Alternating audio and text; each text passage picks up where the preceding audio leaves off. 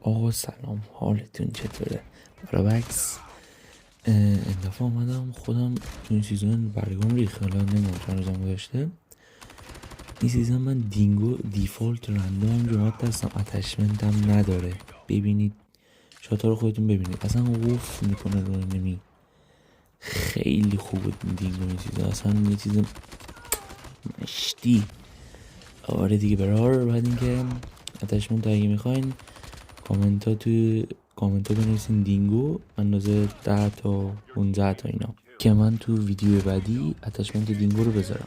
بعد اینکه خواستم یه نظر ازتون بپرسم، موجید با سبک گیم پلی من حال میکنید؟ نمیدونم ادیت زدنم، نمیدونم سبک بازی کردن، مثلا بازی به نظرتون خوب هست نیست، چیزی باید بهتر کنم یا نه؟ هر چی که به نظرتون فکر میکنید مثلا باید بهتر بشه به من بگید. من همه کامنت رو میخونم، من که سعی میکنم بهترش کنم. بعد اینکه مرسی که تا الان همچنان هنوز کنارمید. هر جا هستین مراقب خودتون باشین دیگه. دوستتون دارم. ادیوس.